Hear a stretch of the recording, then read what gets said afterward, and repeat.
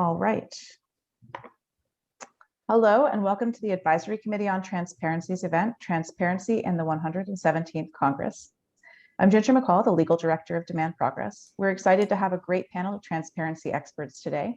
Before we get started, I wanted to remind everyone that they can find out about future Advisory Committee on Transparency events by subscribing to the First Branch Forecast at firstbranchforecast.com. You can also follow Demand Progress's work related to national security and transparency by subscribing to the Secure Liberties newsletter at secureliberties.org. I'm now pleased to introduce you to our moderator, Courtney Buble. Courtney is a reporter for Government Executive who covers federal management and oversight. She previously worked for NBC News. Courtney graduated from the George Washington University in 2018. And thank you so much, Courtney, and all the panelists for joining us. Thank you. Thank you for having me, and everybody for joining us. So my first question, anybody feel free to jump in at any point, but let's start with, the Obama administration. They kind of, let's just say, talked a big game about transparency, but a lot of their initiatives weren't put into law. And then there were many issues with transparency during the Trump administration, and now we are under, obviously, President Biden. So first question, how can Congress solidify or put into law some of these initiatives to prevent future issues, going back and forth with different administrations? I love this question. Unsurprisingly, so we had a lot of problems with when it was the Obama administration, right? They talked a good game on a lot of things, but we ended up fighting with them. Like, they worked to undermine FOIA legislation. They worked to undermine the Data Act. We actually, through FOIA, got their own internal efforts to undermine the legislation that they said they supported, which is hilarious. And we had a real hard time convincing people at the time that things like the Open Government Data Act should become law that would enshrine things like the data.gov repository. And as you rightly mentioned, when we got to the Trump administration, a lot of these things like the visitor logs that were the result of voluntary agreements evaporated. And there's a lot of backward sliding and all sorts of things, from whistleblower protection to IGs to independence. I don't want to steal Liz's thunder, but I know that she's going to probably hit this pretty hard. So now we're in the era of not so good feelings. In the Biden administration, we've got bare majority for the Democrats in the House and in the Senate. So if I were in Congress, I would be enshrining as much of these things as humanly possible into law, because we have seen that tremendous backsliding will happen. I would be using the appropriations process right now to go and do transparency around the visitor logs, around OLC opinions, around the FISA court activities, and so on and so forth. I would be using the opportunity of the stimulus packages that the administration very much wants to put things in there to require all sorts of additional transparency and accountability for the administration. Because if we're only going to have a couple bills in a 2-year cycle, I would be sticking as much in there as you can. Now, I know that there's tricky problems that arise from using reconciliation to authorize things in certain kinds of ways, but we know that we can move some of the stuff. So I would be taking a maximalist approach under the assumption that administrations and majorities are fleeting. Like, very rarely does a president have the House and in the Senate for very long. It's usually 2 years. The last time the Democrats have had this was 12 years ago, and the last time before that was 16 years previously. It doesn't come around often. If they don't prioritize transparency and accountability, which is something that they always put at the end of the list, it means that should there be another Trump administration or some other problems, the rule of law without law is just a bunch of rules that no one follows, and that is fundamentally problematic.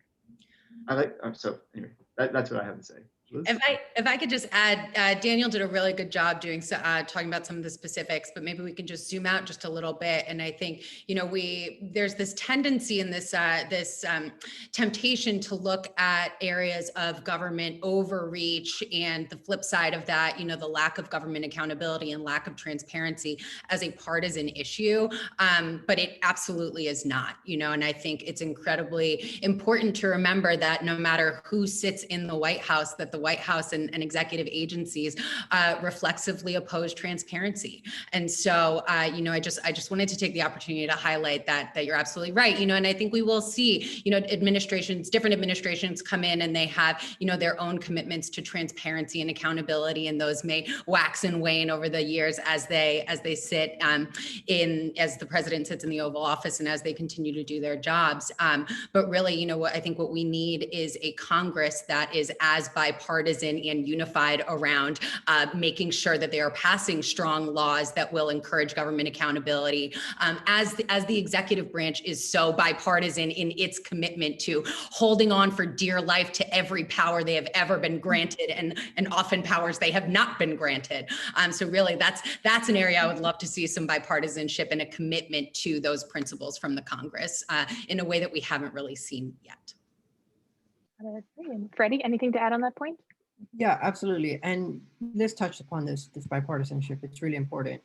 Open the Government, as part of over the last year, has organized a lot of good government groups, many of who are on this call, to organize what we're calling Accountability 2021. And it does represent a lot of key reforms brought together by groups across the political spectrum who are concerned about these issues. And they really do set a set of recommendations for both the administration and for Congress to set the federal government onto really true accountability. So I did want to talk about Accountability 2021 briefly and mention it's available on accountability2021.org, and just mention that Open the Government is also focused on a few key areas, and that's FOIA reform, classification reform, and records reform. Great. So before I get to my next question, just want to note that if any audience members have questions, you can submit them through the Q&A feature. I have 1,001 questions, but I would love to hear your questions. So let's go back to Inspectors General, which Daniel mentioned. There were many high-profile firings during the Trump administration. The president, or the former president, kind of had an adverse stance towards oversight, but he's not the only president that had adversity towards Inspectors General. So Liz, I will toss it to you first. What reforms would you like to see for IGs? And if you could also talk about the issue of acting IGs. We've had a lot of prolonged vacancies for top IG positions. That would also be good if you could touch on that. Yeah, absolutely. And you're right. President Trump did kind of take an unprecedented step to remove 4 inspectors general in very quick succession without communicating to Congress why he was doing that, which led to a lot of speculation and bipartisan pushback, I should say, but a lot of speculation around why he was doing that. And I think it's just important to highlight that speculation and that public accountability and public questioning when the White House or when the president removes these key accountability watchdogs is exactly why Congress included that notification requirement, so that we wouldn't have to guess, and so that journalists aren't running around trying to figure out exactly why the president took this action.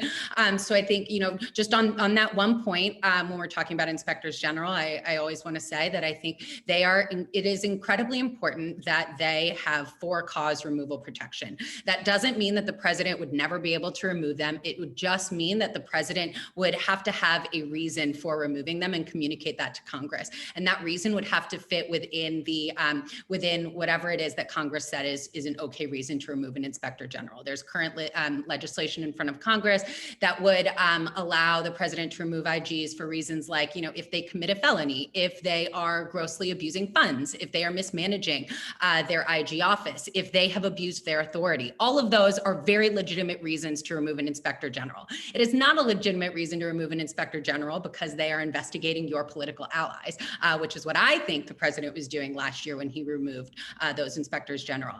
But you also mentioned the IG vacancies. I think that's another way that we see presidents kind of demonstrating their hostility to this independent oversight within these agencies in a way that maybe doesn't kind of catch the public's attention in the same way that that President Trump's firing these IGs in quick succession did.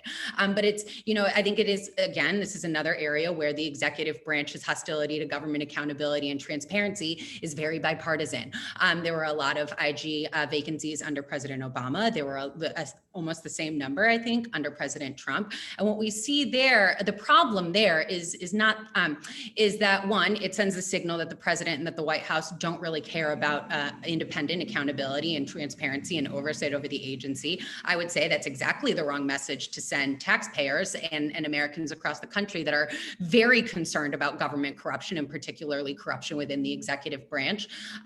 But it also leaves these offices, they're without permanent leadership. It's hard to exercise the independence they need to do oversight, because if it's an acting inspector general, sometimes they want the thumbs up of the agency head because they are looking to get the job permanently. In other places, we saw President Trump choose people to serve as acting IGs that had severe conflicts of interest. So somebody that was in the agency's general counsel office also serving as the inspector general. Those two jobs are diametrically opposed. You cannot do both faithfully.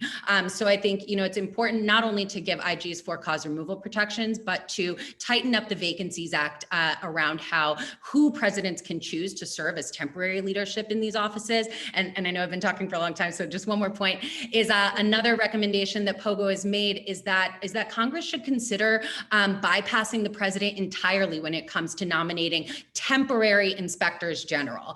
The way they could do this that would be entirely constitutional would be to set up an executive body, probably within the Council for Inspectors General on Integrity and Efficiency would make a lot of sense, for a panel of 3 IGs to choose, again, a temporary leader to serve in this office. And I think the reason why that is important to kind of take that authority away from the president is if you do that, then you're incentivizing the president to make a permanent appointment, somebody that will go through the Senate confirmation process and won't be in an acting role for an extended period of time.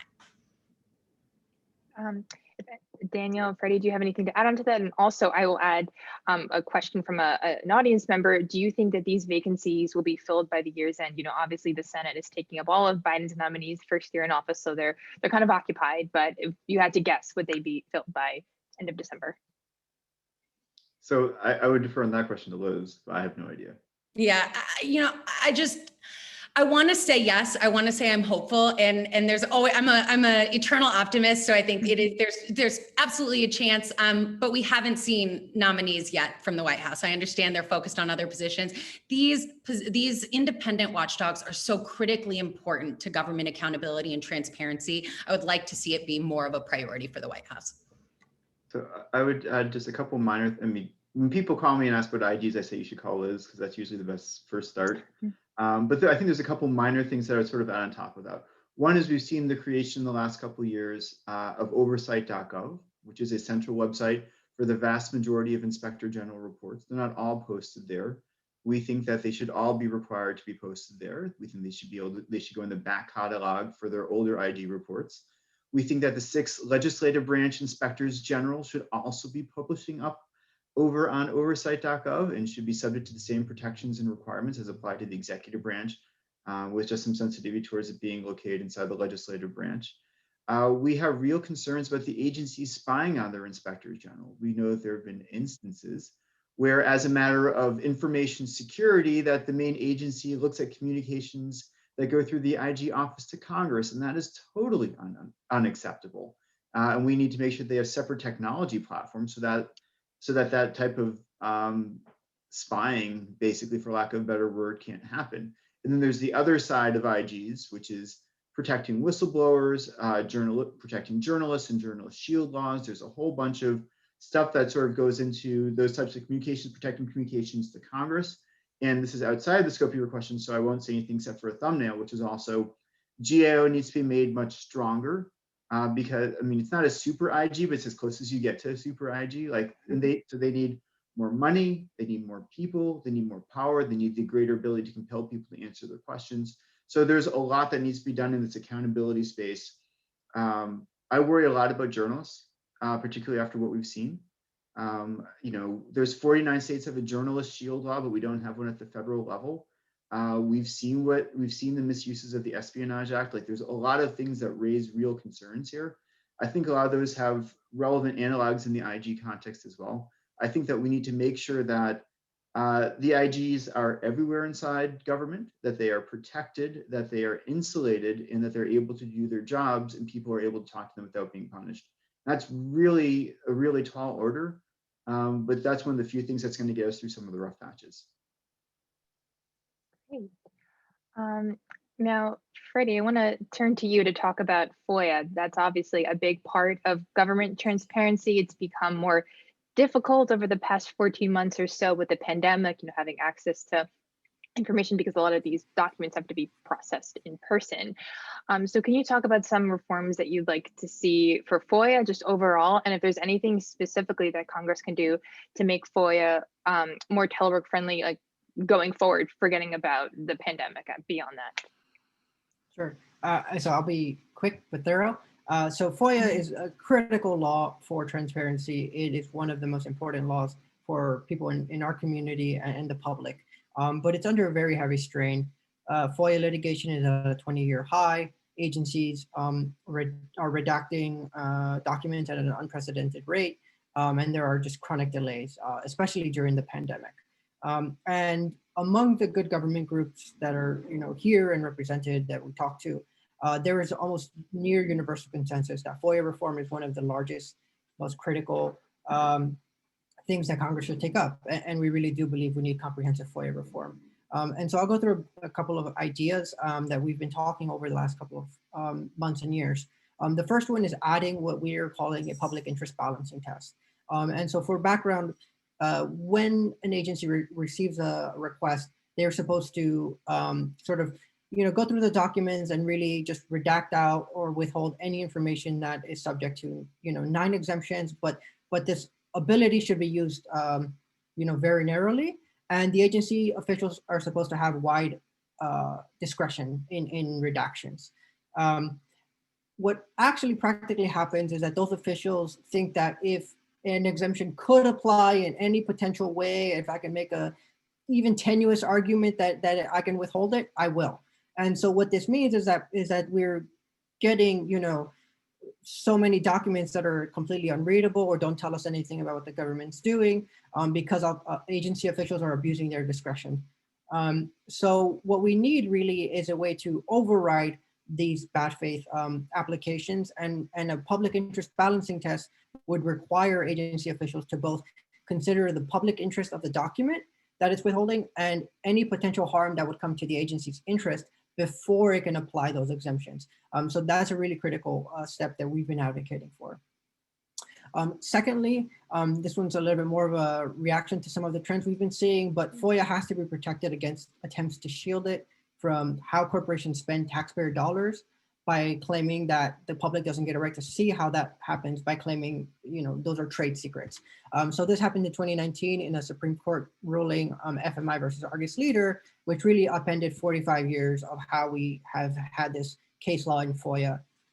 This ruling really upended how we release records of how companies are doing businesses with government.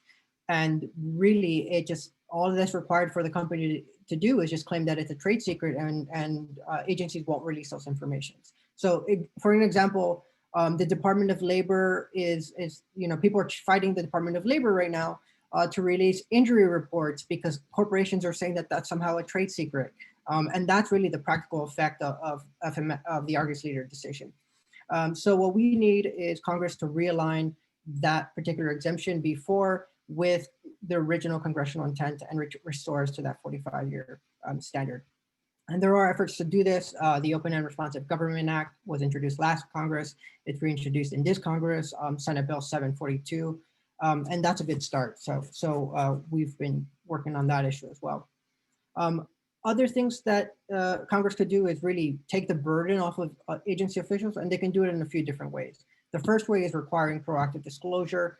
A lot of records are routinely requested, things like the calendars for agency officials, Inspector General reports, reports to Congress, visitor logs.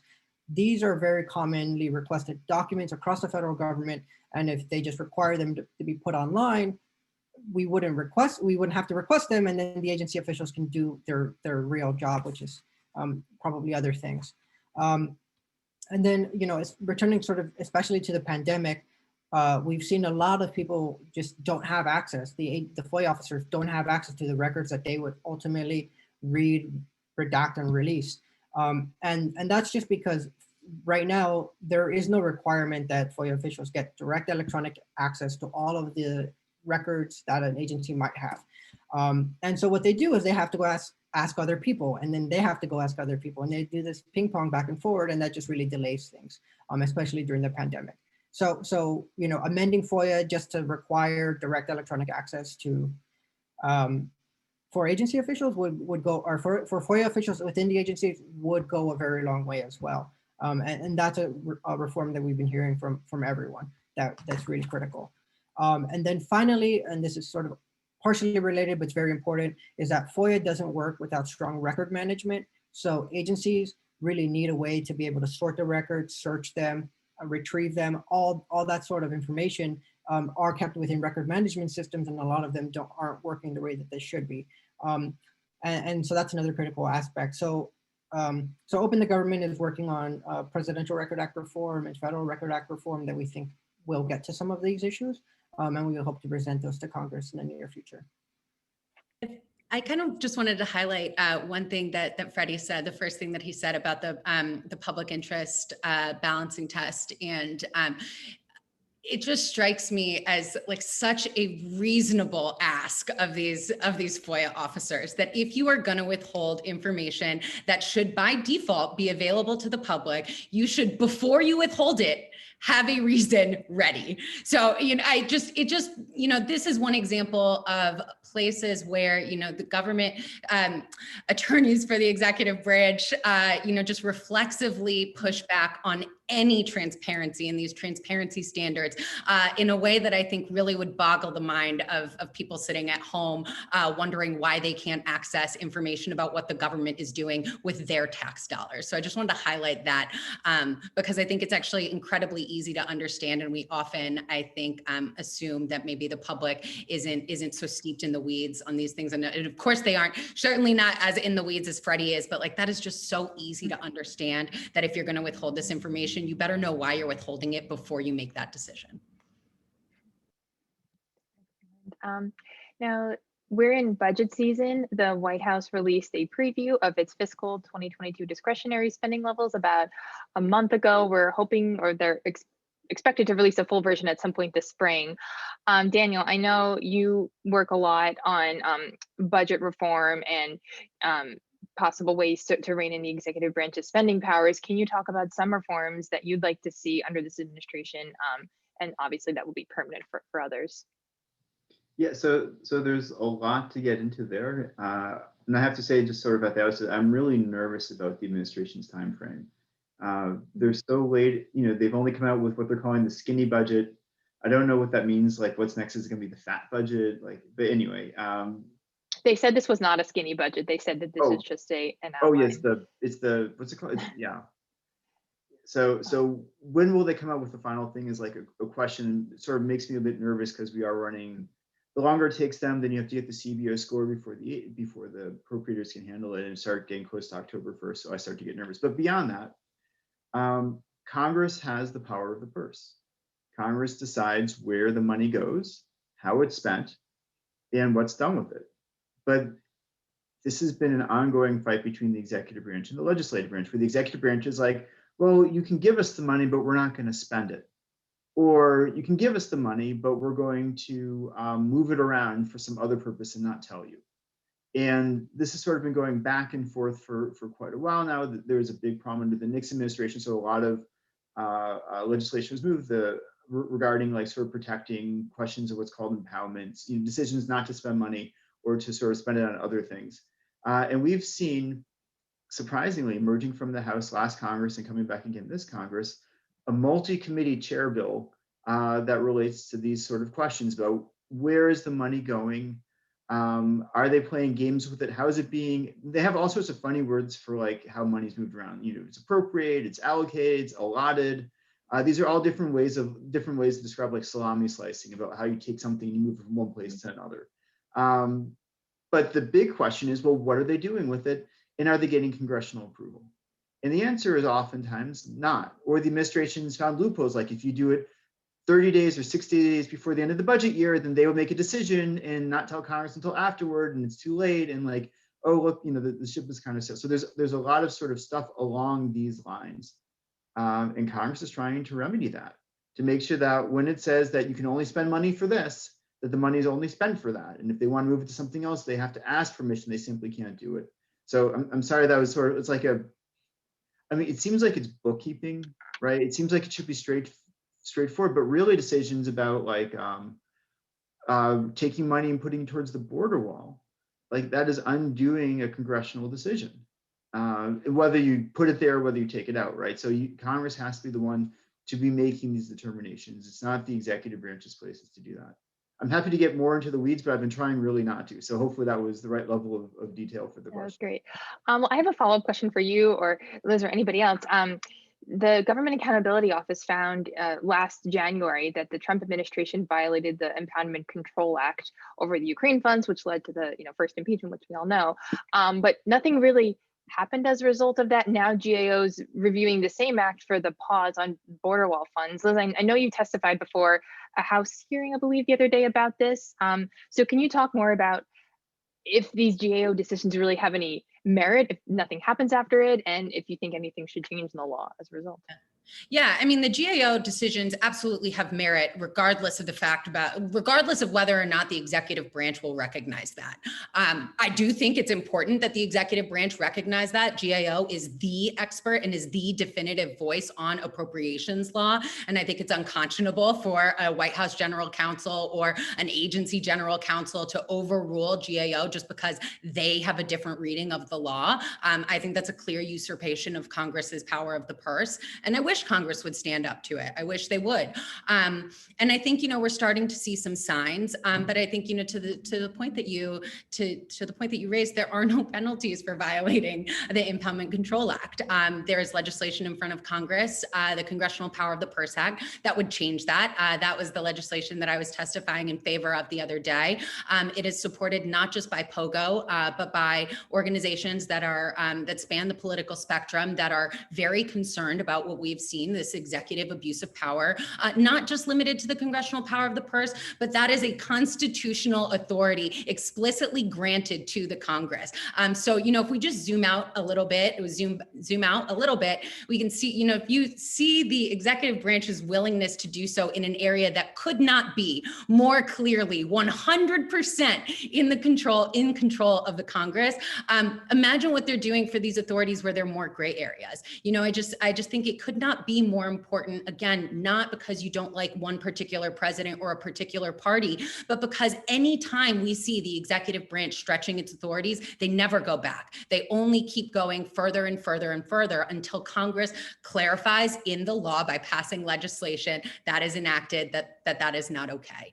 And so I would certainly like to see Congress pass the Congressional Power of the Purse Act. I think that would be an incredible step forward here, not just because of the practical impacts, although they would be huge, but because of the signal it would send to the executive branch that Congress is not going to take this anymore.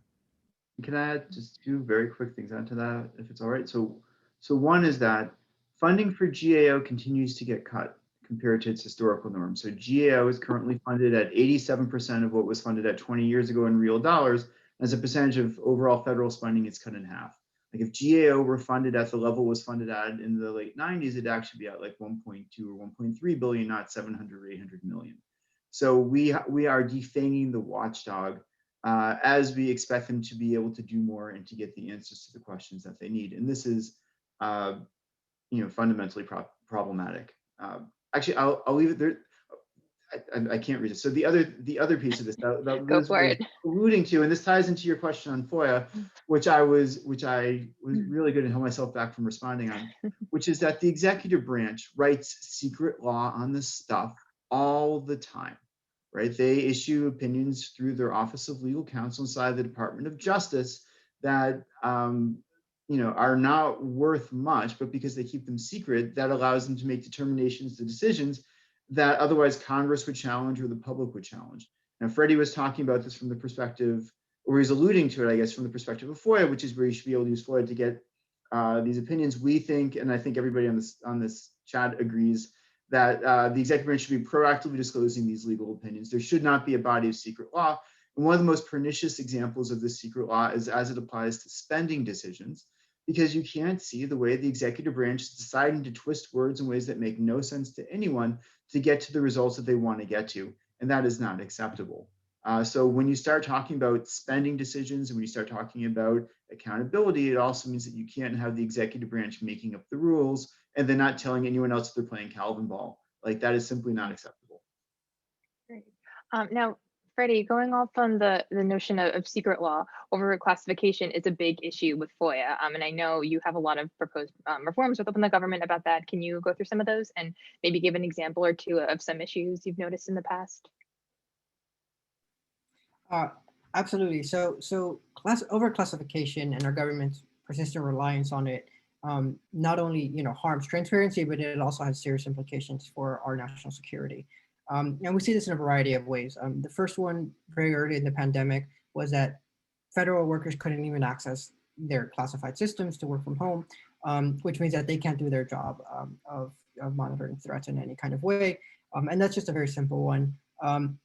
Another example is when the government classified its pandemic response and really cut out key scientists out of the loop who don't have the right security clearance or whatever it is, which really severely hampered our government's ability to respond to this pandemic. So those are just a few examples, and I think we need to sort of zoom out a little bit and think about classification in general. And that really is that so much information is classified by these agencies when they present no real risk of to our national security, that it poses a real challenge to transparency. And there are a couple of ways that we can think about reforming this. The first one is we propose what's called a declassification drop date, and that really gets to this idea of this huge volume of classified data that you'll never see declassified in your lifetime at the current rate that Congress is going, much less the current volume of data that is being classified right now. And so we have this huge classification backlog. And what we are proposing is that any newly created document just has a date embedded on it in the future, 25 or 40 years. And on that date, it would be automatically declassified. Right now, the law is classified documents get declassified after 25 years, but if you have this huge backlog that will never get cleared, they'll never get practically declassified. So we propose just adding a date to newly created documents by which they are automatically declassified. It cuts the agency review out of the loop and just really does what we've intended with declassification. And so that's the first reform that we think really does need to get implemented. Secondly, we need a way to challenge, what is called proper classification, right? So,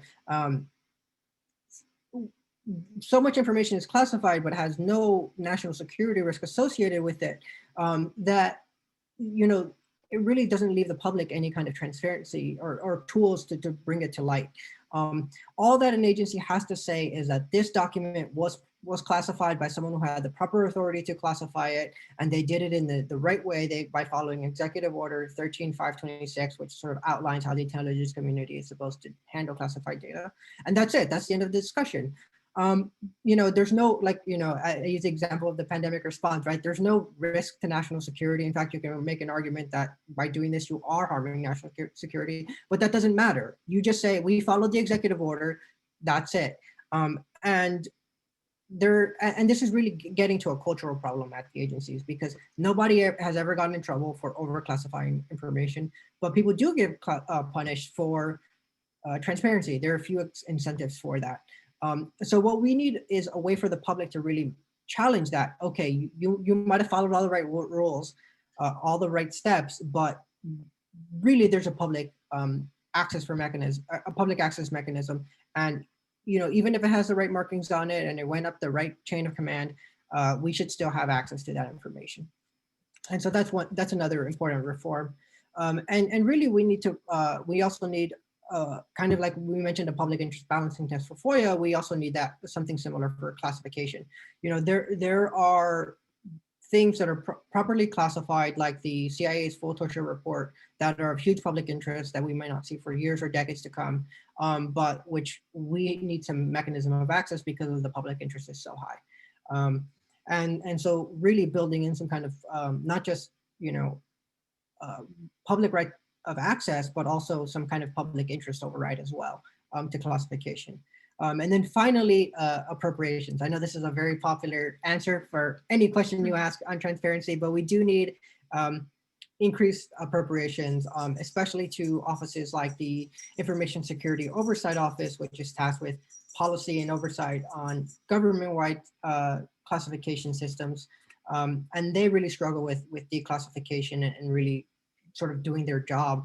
So they need, modernization tools, they need staff, they need, resources, and they really can't keep up with their work. So they really do struggle with things like declassification because they're not sort of set up to succeed. The National Archive also has very similar challenges, and that really, that issue is only going to get worse as more and more documents are getting classified, and also they're being classified on electronic systems. So they're sort of not paper, now they're sort of electronic systems that you have to ingest and figure out how to declassify. So this situation is going to get worse, and a lot of agencies are really terrified about the future. So we do need Congress to step in and really support these offices. I'll leave it there. Okay, great. Now going off what you said with transparency issues and classification of the pandemic, I want to talk a little bit more broadly about oversight in the pandemic. The CARES Act passed last year, obviously established the 3 new oversight bodies: the Special Inspector General, the Pandemic Response Accountability Committee, and the Congressional Oversight Commission. So I'd love all 3 of your takes on how you think oversight of the pandemic has been going. How do you think these oversight bodies have been working with Congress? Has it been well? Has it been going all right? There is a report that the pandemic IG, Brian Miller, released on Friday, alleging a, quote, turf battle between his office and the Treasury Inspector General office, which I thought was really interesting, how they're having issues working together, and they had to go to the Justice Department for OLC to issue an opinion on this. So yeah, if you could all just talk about, I know this is a broad question, but how you think this is going, and if you think Congress needs to clarify any provisions of the CARES Act or just in general any new laws to make oversight go better for the pandemic. Because obviously this is trillions of dollars of taxpayer dollars we're spending. Liz, like you're ready to go first. Yes. Let me just jump in, and I will be brief. Every oversight body that was created to oversee COVID, and also oversight bodies that exist to just oversee government spending in general, have been their efforts have been hobbled by the Office of Management and Budget at the White House. Under the Trump administration, just a few weeks after the CARES Act was passed, OMB issued a guidance memo that went out to all executive branch agencies. Aren't binding on executive branch agencies, but if OMB tells you to do something or not to do something, you're not going to do it. So what that guidance said was, don't collect any of the information that Congress has mandated be collected about these relief programs. That specific information was going to include the exact number of jobs that any relief program funding that an entity received was used to support. It would have included detailed descriptions of why the recipient received that money, and it would have included also any report back of any subgrants or any subgrants made from that money. So we'd be able to follow it, that money from these agencies, from these pots of money to their recipient, to the subgrantees, and really track how it was being used and whether or not it was being used for its intended purpose. What OMB's decision to say don't collect any of this information, that by the way was supposed to be collected on a rolling basis, on a quarterly basis, and then made public. So not just the IGs could use it, not just Congress, but organizations like POGO could use it to do our own oversight, and reporters could use it to do their own oversight. So what OMB did really was say, we are not going to make oversight here easy. And so I'm not surprised to hear that there have been other problems for the special IG for pandemic recovery. There have been issues like that in the past, jurisdictional issues between special IGs and then the IG at their agency. These are things that we know happen, and I think it's just really critical that not only Congress legislate with this in mind, these lessons learned going forward, but that the executive branch is a partner that is acting in good faith. And I just haven't seen that here, that the executive branch really is seeing the value in transparency and oversight here and investing in it. And it's not, and I should just highlight that it doesn't matter if the executive branch agrees with what Congress has legislated, if it is in the law, the executive branch has to follow it. And so I just think it is, again, unconscionable that OMB hobbled these oversight bodies before they even got started. And we're still seeing the practical impacts of that now. We still have no idea how many jobs the Paycheck Protection Program was able to save or was able to support. Still, a year after, over a year after those relief efforts started. And and I think unless the Biden administration reverses course very quickly, and they haven't yet, unless they do that, we may never know how successful or not successful these programs have been. And that means that Congress in future emergencies won't be able to legislate with those lessons learned. And now I'll stop there because I said I would keep it short. I apologize. I rambled on, but this is just such an important issue. And I just can't believe the White House has made oversight so difficult here when it is so in the public interest to make it easier. Daniel, let's go to you next. How do you think oversight with the pandemic has been going? So I think I have to agree with everything that Liz says, and I don't think it's gone well at all. I mean, my context for all of this is what happened in 2008, 2009 with TARP and the ARRA and the legislation that was drafted, and the creation of a lot of the tools that exist now around like USA spending and things like that that had to do with tracking money that was going out the door, the 787 or 878 million, I can never remember which way it is, but like, there was really good accountability for that went, and it really addressed waste, fraud, and abuse. I think that it's at this point, it's basically impossible to go back, right? I think I have difficulty imagining how you could go and identify where the money is gone and what the consequences have been, except at sort of at a high level of like a 20,000 or 40,000 foot level, just because you can't go back in time. Like you can't get that information. I also think that it points to structural problems.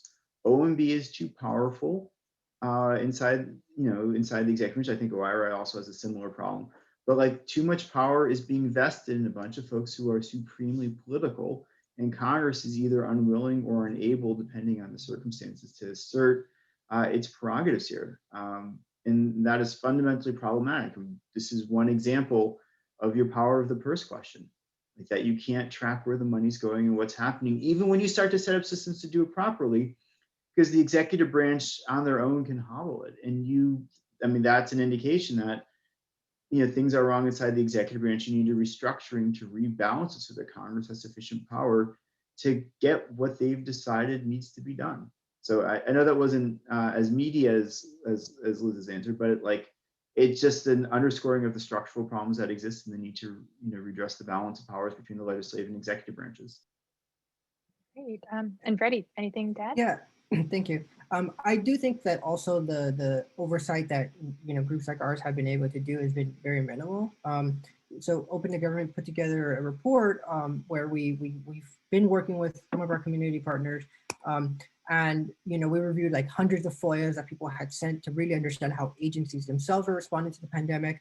And routinely, these requests were like being closed because the agencies were abusing their administrative rights and things like that. And so I'll just point to that report and just say that even for people not in Congress doing oversight, it's also been extremely challenging. So I would just say that, just to echo whatever everyone else says, and then just to add that frame that even civil society can't sort of get to the same answers either. So it's been extremely challenging. So now I want to pivot to a question from an audience member. So obviously on January 6th, there was the awful and deadly attack on the US Capitol as lawmakers were taking up certification of the presidential election. And this came after an already crazy and unprecedented transition. So I'd like your takes on this as the audience question about Congress's role in oversight of this attack. Obviously, there was the second impeachment inquiry and the president was let off, but that was sort of an investigation process. There's been a lot of back and forth about whether or not there's going to be a January 6th commission, kind of like there was one after 9/11. And obviously the Capitol Police, they're not always the most transparent, which I know Daniel has done a ton of research and work on it way before January 6th. So if everyone could give me their take on that, that would be great. Daniel, why don't we start with you? Yeah, I mean, yes, the Capitol Police are not transparent, to say the least. So, there's a bunch of errors that go back, even before the January 6th insurrection. So Pelosi waited too long the first time around for impeachment, and then she rushed it and didn't build the case, right? There was a fundamental problem and failure to hold account for whatever political reasons. And then the second impeachment, there was no good faith on the Republican side, nor on the first side, with like actually sort of investigating what's going on, even though the facts literally were burned into the walls of the Capitol. So the idea that you're going to get, a number of folks who, for political reasons, have made a determination to go along with the president to somehow sit along with the ex-president, somehow are going to sit there and partially look at the question of things that are so closely related with their misbehavior is just unlikely. I mean, I've got a copy of the 9/11 Commission report over my bookshelf back there. I mean, that report itself was a kludge, right? Like they went through, people praise its prose and how sparse and clean it was. It's because people came from completely different perspectives. And the way it came together was Democrats didn't want to get blamed for one thing and Republicans didn't want to get blamed for the other. And they created something that sort of, people think of this as like a great achievement, but was actually like it boiled down and removed a lot of the things that should have actually come out during the process. And I think that, wow, there should have been, a January 6th commission, I would call the Trump Insurrection Commission, established like the next day. It was obvious that the vast majority of Republicans were going to be on the level and go along with it. I mean, I hate to say that, but it's the facts of the case. So Speaker Pelosi in the House and Schumer, if he could have done so in the Senate, should have created their own thing. But don't forget, McConnell wouldn't let the Senate organize for what, 2 weeks, 3 weeks, something like that, where he wouldn't even, where the Republicans still controlled the committee chairmanships because they wouldn't let the Senate organize. So, when one side is being unreasonable, the approach can't be to require, to only go forward if you have their assent. I think that the House should form the best thing that it can. It should go forward with the investigation. But, I think a lot of the facts are not really in dispute. I mean, there's like details that we have questions about. We have details about why did the Capitol Police fail? Why did the FBI not cooperate? We have that set of questions. But the underlying questions about having a party that largely agrees with democracy and a party that is increasingly sort of untethered to reality and is anti-democratic is really not up for great dispute. So we can go back and trace sort of the history of the radicalization and sort of like how that's happened. And I think that there's value in doing that. But, some bipartisan commission, I mean, I think the concept of bipartisanship fails when you have one party that fundamentally isn't democratic.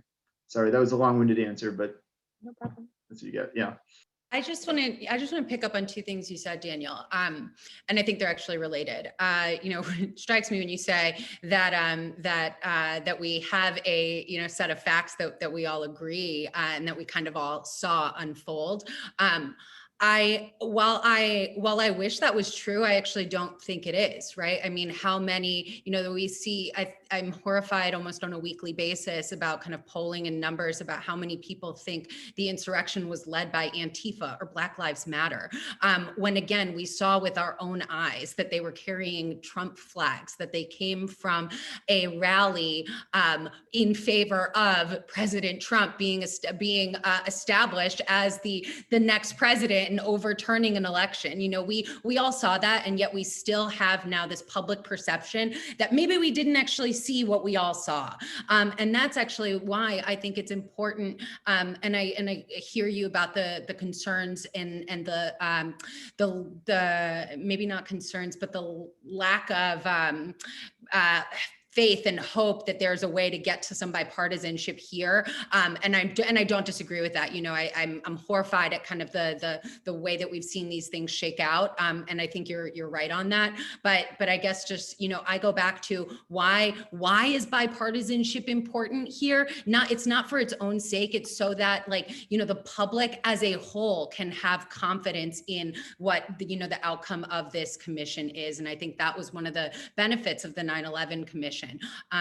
And so, you know, that's why I think it's important to kind of at least try. And I was actually really heartened to see Speaker Pelosi put out a second proposal for this commission that actually did make the membership bipartisan. Again, I understand that that creates problems with the current, you know, current makeup and kind of the current attitudes in this town. But I think there's a reason why we should at least maybe not totally give up on it. Although I absolutely hear you that, you know, the longer we get from it, the less likely it is that a commission will be, you know, fruitful and productive.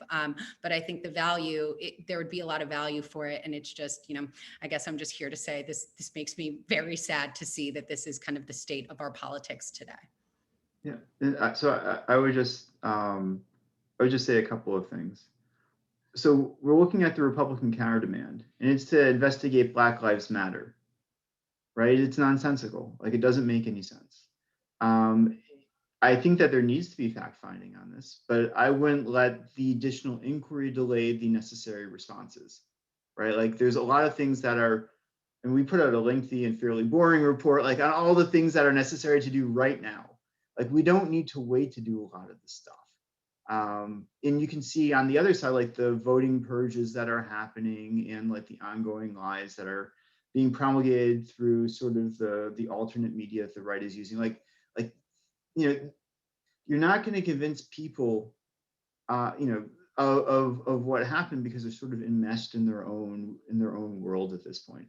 All you can do is make sure that our system can't be toppled over, right? I think that we need to be looking at the things to protect the structure of our democratic system. It's things like protecting the right to vote, protecting journalists, addressing some of the imbalances in the way that the Senate works so you can have a minority permanently able to block the will of the majority. Like, there's a lot of those types of things.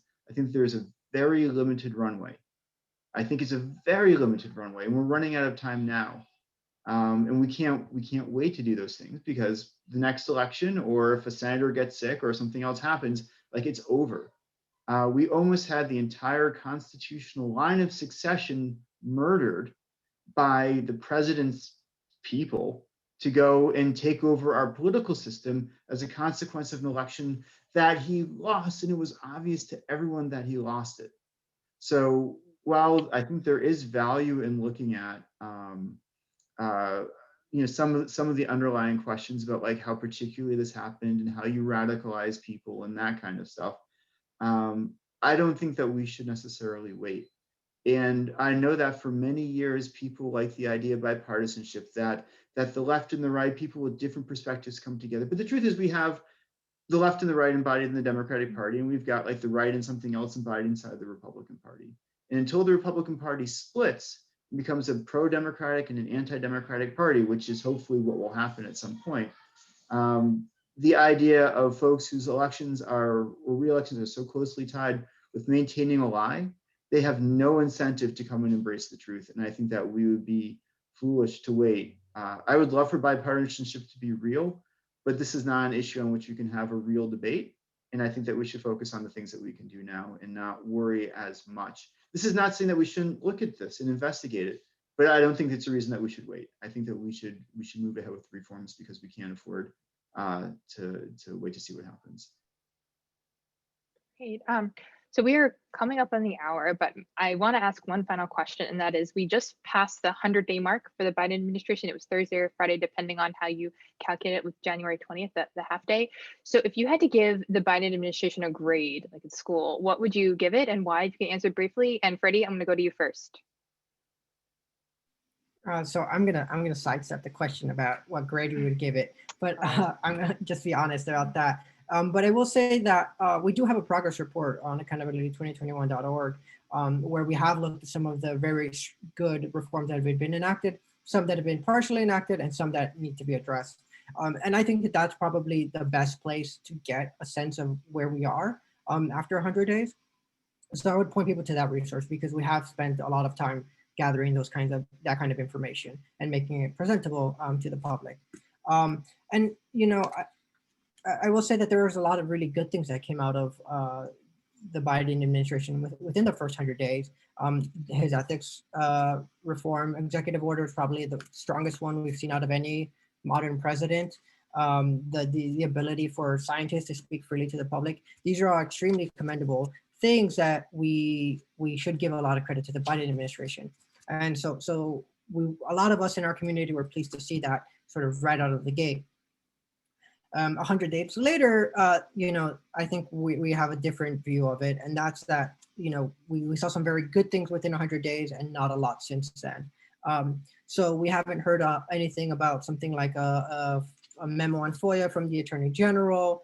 We don't know anything about a dedicated chief accountability officer in the White House that would really take these issues, really seriously within the White House.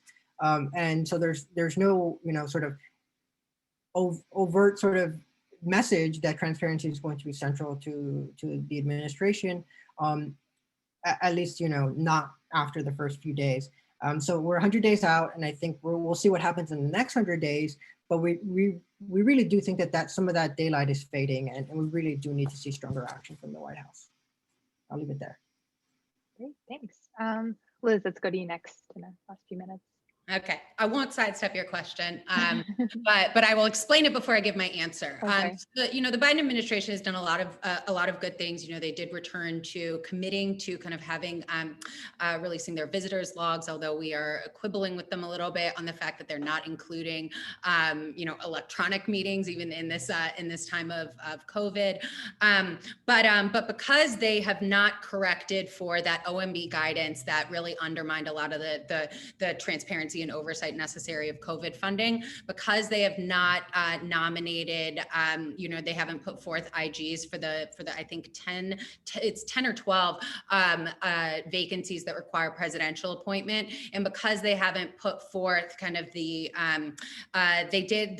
White House did release one nominee to the Merit Systems Protection Board, which, just a very brief explainer, is has no members on it currently, but is the last bureaucratic body that whistleblowers have to go to benefit from the whistleblower protection law. So the fact that there is nobody sitting on the Merit Systems Protection Board is incredibly impactful for federal whistleblowers and for their willingness to come forward at all under this legal system that already is very difficult for them to navigate. So for those three reasons, I would say that I would give the administration right now a C+.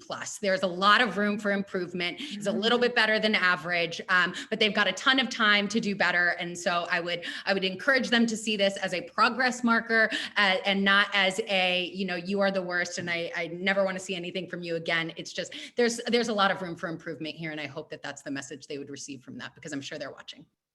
Great, thanks. And lastly, Daniel, final word. So my kids are in elementary school and they don't get A's to F's. So they get like your ad standard, your approaching mastery, and like some other like feel goody stuff that doesn't mean a whole lot. So I think the Biden administration has been better than expected in a number of areas. I mean, for us, like, it's broader. Like, we look at economic policy, look where they've been a little better than we expected in national security policy, where they're kind of like meh. So like they're better than nothing, but like, are they good? That's kind of difficult to grade. I mean, I would grade the Capitol Police as an F, but I don't think that's the question that you asked. But so I think the litmus test for me is not the policies that they announce, and it's not the people that they appoint, although, as we all know, personnel matters. I think it's the laws that they help Congress push through, the changes in our fundamental political system that they support. And if we come back in a year or in half a year, and we see significant changes around protecting voting rights, for example, if we see significant protections around whistleblower protection, around redressing the power of the purse, around ending sort of the forever wars in the national security state and the deep secrecy that exists, then they're going to come, if they're fundamentally transforming our political system in the way that we need it, then it's an A. And if they don't do those things, it's an F, because there's nothing in between at this point. Like, our political system is on the precipice, and either we're going to survive as a democracy or become some other thing. And I wouldn't have, Biden wouldn't have necessarily been the person I would have expected to be the one who makes that decision as to which way the knife edge goes. But I think that he has more influence there than most.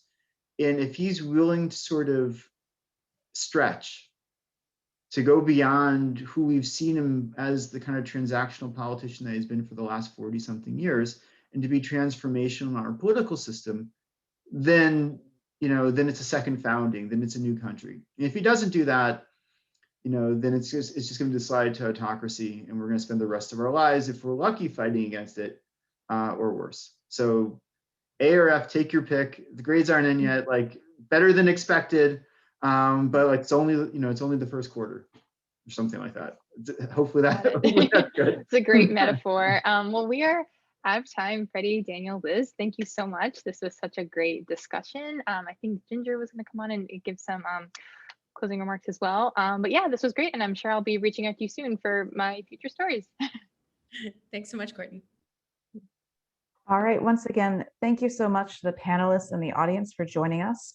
And again, please subscribe to First Branch Forecast at firstbranchforecast.com and follow the latest updates on national security and transparency by subscribing to the Secure Liberties newsletter at secureliberties.org. And we hope to see you all at future events. Thanks again. Thank you, everyone. Bye-bye.